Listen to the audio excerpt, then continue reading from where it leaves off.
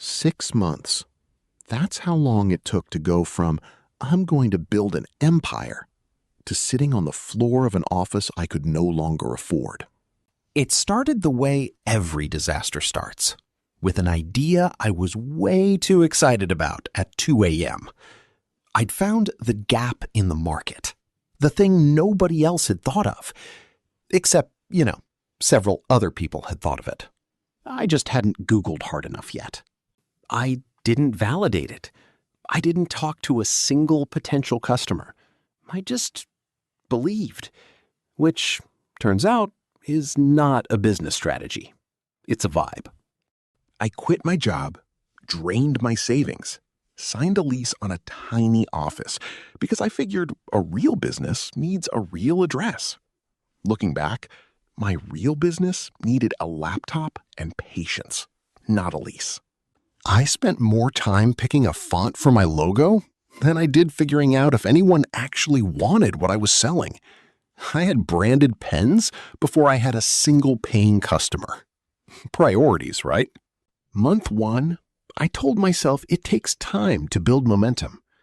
Month 2, I was still telling myself that, just a little less convincingly. My marketing plan was basically post and pray. My mom liked every single post. Incredible support. Not, unfortunately, a scalable customer base. I was spending money faster than I understood where it was going. I didn't have a real budget. I had a vague feeling that things would work out. Here's the part that's hard to admit. I knew by month 3 it wasn't working.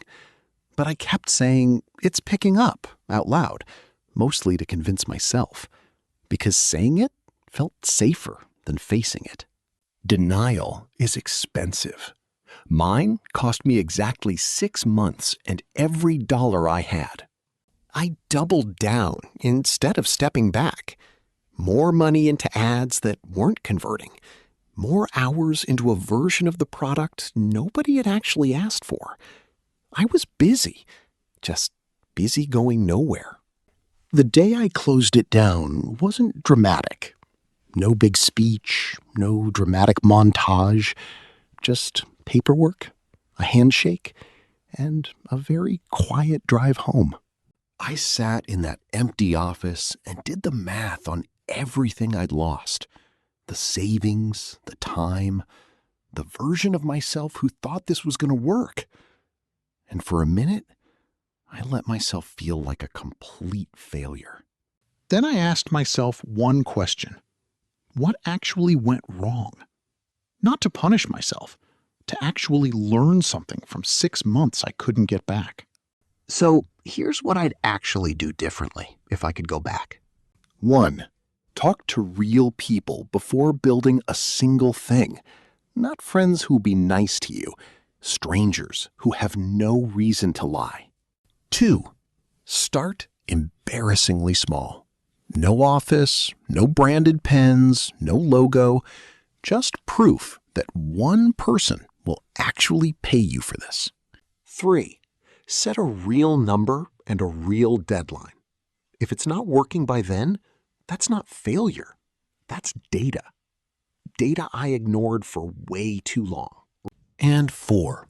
Confidence feels amazing, but it is not the same thing as being right. I was extremely confident. I was also extremely wrong. Both can be true at once. I don't regret starting that business.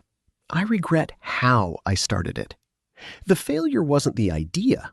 It was skipping every step that would have told me the truth sooner. If you're sitting on an idea right now, I'm not telling you not to try. I'm telling you to talk to one real stranger before you buy the branded pens. Trust me on that one. If you've ever had something fail on you, a business, a plan, a version of yourself you were sure would work, I want to hear about it. Drop it in the comments. Every stick has a story, and I bet yours is a good one. That's the story. If it meant something to you, like it, follow for more, and I'll see you in the next one.